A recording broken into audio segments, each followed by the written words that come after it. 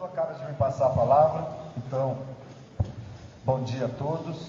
Evidentemente também, como os meus companheiros aqui, eu quero agradecer muito à diretoria da Ampox pelo convite para participar dessa sessão e vou tentar obedecer aos comandos aqui do Gildo e terminar minha fala até o 12:30, né?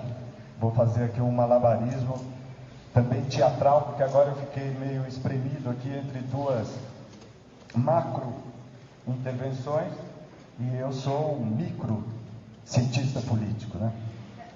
Bom, eu entendi o convite para participar de uma discussão sobre os anos futuros ao pé da letra e me pus a seguinte questão: o que é que nós podemos esperar do Brasil no próximo ciclo, a partir do biênio 2005-2006 e dessa campanha eleitoral que está se encerrando agora? Eu acho que se nós olharmos o biênio 2005-2006 e olharmos, evidentemente, o processo eleitoral, eu acho que nós podemos perceber a configuração de um cenário inquietante e perturbador. Não um cenário de horror. E eu aqui talvez faça uma declaração de voto otimista, não de voto eleitoral. Esse voto otimista também não é apurado pelo Supremo, pelo Tribunal Eleitoral. Não é um cenário de horror, mas seguramente é um cenário de desafios, de muitas repetições, incertezas e novidades potenciais.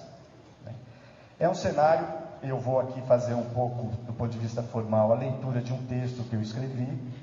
É um cenário congestionado por paradoxos, excessos e vazios. Foi paradoxal ver o principal partido da esquerda acuado pela acusação de ter aprofundado o uso de práticas fisiológicas caras à direita. À parte manipulações mais ou menos histéricas e moralismos de esquerda e de direita, a situação levou à diluição de uma coesão e de um patrimônio político que haviam feito a fortuna do PT. O partido chegou ao fim da corrida eleitoral sob o símbolo da dissidência e da luta interna, falando em refundação. Saiu-se surpreendentemente bem nas urnas, mas desgastou-se, creio eu, irremediavelmente como legenda, com a consequente problematização de suas possibilidades futuras. Já o PSDB, tão orgulhoso dos seus quadros modernos, preferiu fugir de uma disputa compatível com seu programa, escolhendo um candidato sem qualquer vínculo social-democrata e com perfil direitista e conservador. Seus segmentos, tidos como mais preparados, fecharam-se em cálculos menores e chegaram ao final da disputa, perdendo em termos de identidade e de projeto, com a parte operacional do partido sobrepujando a parte programática. Também aqui se falou em reconstrução, sobre uma base lamentável de estagnação teórico-política. Houve excesso de marketing, de números, de encenação e de baixarias. Os candidatos capricharam no terrorismo verbal e nas acusações bombásticas, lançadas sem muito critério, buscando impressionar os eleitores, causar medo, insinuar proteção. Excederam-se no autoelogio. Demonstraram raro despreparo na compreensão do país real. Foram candidatos ensaiados, teatrais, que não tocaram nos fatos duros da vida, nas sutilezas do mundo objetivo, no desafio de governar uma sociedade moderna, periférica e individualizada como a nossa. Trataram o Estado como uma máquina que pode ser manobrada ao gosto do piloto. Lula insistiu na tese de que seu governo não fez tudo o que queria, mas fez muito mais do que os outros e bem mais do que imaginaria fazer. O que existe de bom no país teria começado com ele, campeão do combate às elites que, ricas que são, surpreendentemente não precisam do Estado. abusou do direito de se mitificar a si mesmo. Alckmin carregou no tom ao pedir que se investigue de onde veio o dinheiro e ao denunciar que o Planalto comanda a corrupção, esquecendo-se de que os eleitores já não se importam mais com a corrupção dos políticos e que exemplos de uso partidário do Estado podem ser colhidos em todas as décadas da história republicana brasileira. Abusou do direito de jogar para a plateia sem conseguir se comunicar com ela. O vazio foi de ideias, a generalidade mais ou menos tosca, sem nuances ou mediações, prevaleceu em todos os discursos, dos candidatos, dos partidos e dos assessores. Lula não soube, ou não quis, aparecer como estadista.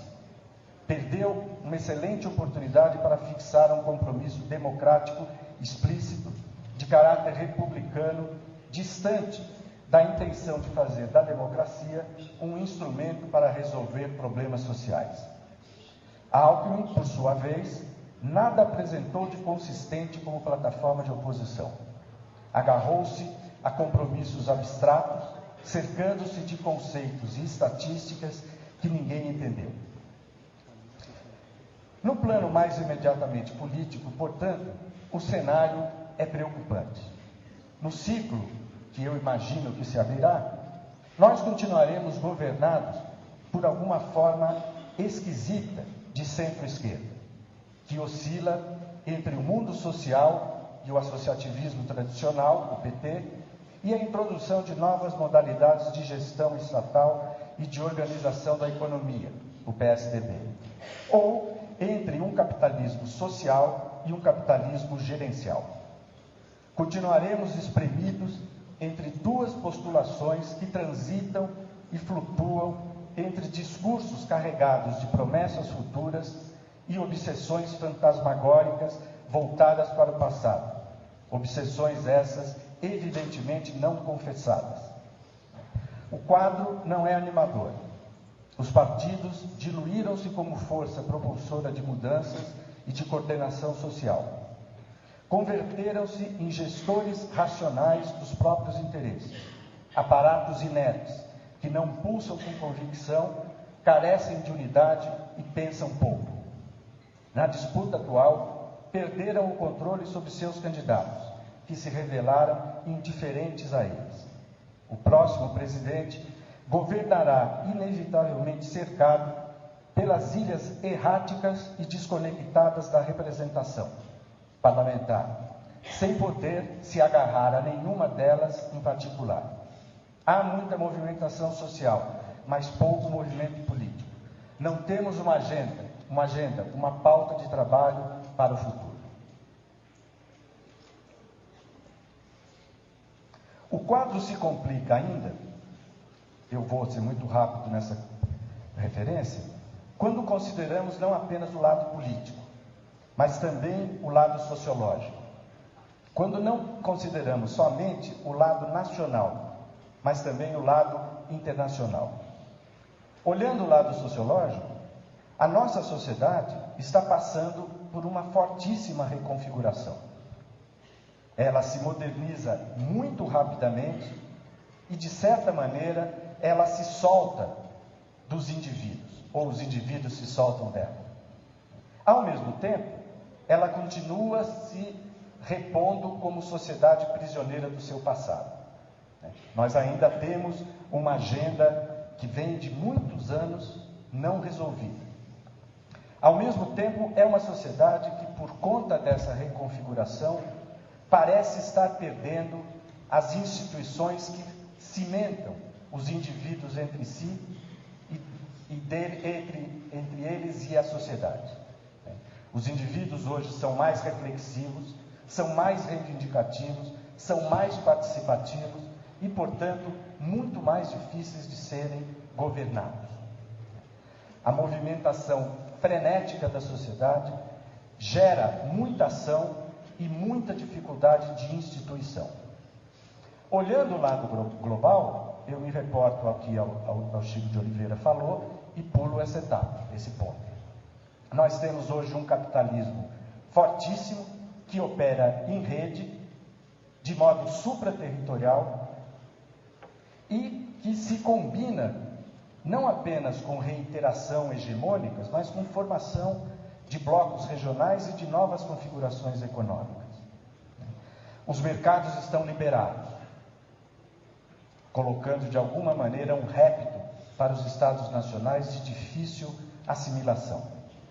Os governos, todos eles, estão literalmente cercados por cima pelo mundo globalizado e por baixo por essa sociedade, entre aspas, desinstitucionalizada.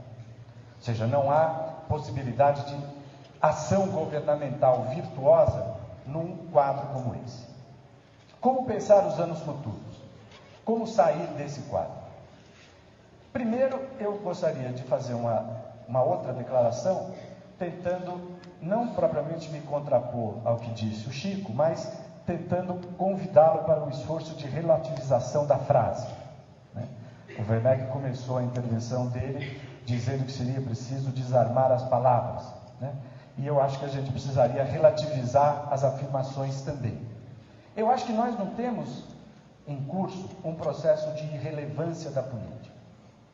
Eu acho que nós temos um processo no qual está em curso a emergência de uma nova disposição participativa que aponta para uma outra forma de política. Talvez a gente possa relativizar a frase dizendo que o que nós temos é uma impotência institucional ou uma impotência da institucionalidade política, que faz com que a política focada na vida se torne mais relevante e mais capaz de sensibilizar o social do que a política focalizada ou focada no poder. Acho que nós temos hoje, menos do que irrelevância política, aí no caso particular do Brasil, um anacronismo do sistema político, que não consegue, não é de hoje, dialogar com a sociedade. O que significa que o próximo ciclo terá, de alguma maneira, que usar como seu vetor estratégico a busca da reforma política. É meio chover no molhado, nós todos temos falado em reforma política há muitos anos, mas não conseguimos caminhar em sintonia com aquilo que nós falamos. Nós, eu digo, sociólogos, políticos, intelectuais de modo geral. Nós precisamos bolar, e aí o convite que o Chico nos faz acho precioso, temos que usar o melhor da nossa inteligência técnica para bolar uma nova estrutura da representação. Pensar a questão dos partidos, integrar de alguma maneira a disposição participativa que está solta hoje, institucionalizando sem sufocá-la, sem enquadrá-la. De alguma maneira, nós precisamos voltar a pensar em Estado, na formatação de um Estado que seja amigo da sociedade, no sentido neutro dessa palavra, digamos assim. E temos que voltar a pensar em federação. Por outro lado, nós temos que voltar a pensar na democracia. É um valor que precisa se traduzir sempre de alguma maneira. E esse sempre está aberto o tempo todo. Nós temos que voltar a discutir o padrão de democracia, o padrão de democracia que possa responder a uma sociedade que deseja ir além do poder político, além das instituições. As organizações formatadas de acordo com perspectivas democráticas nesse mundo terão de ser mais leves.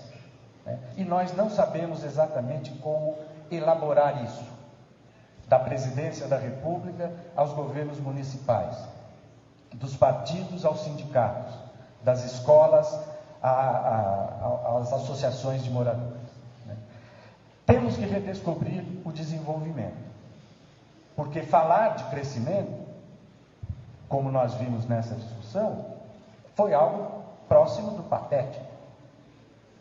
Nós temos que fazer esse discurso novamente sobre o desenvolvimento, escapando, por um lado, daquilo que o Luiz Gonzaga Beluso, outro dia no jornal, chamou de teologia do baixo crescimento, né?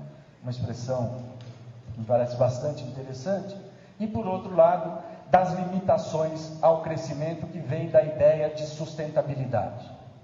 Temos que encontrar um meio termo entre esses dois caminhos. Em nenhum dos casos deverão ocorrer mudanças fortes no país. E como em todo processo eleitoral, também nesse nós podemos imaginar que temos condições de sair das urnas, não apenas com um novo presidente, mas com o germe de uma convicção socialmente enraizada de que o país só avançará com rapidez se conseguir juntar suas forças e curar algumas de suas feridas, privilegiando as camadas mais pobres e miseráveis, mas sabendo que só o caminho democrático, com seus tempos, suas negociações, seu pluralismo e seus conflitos, pode garantir sustentabilidade a um projeto reformador.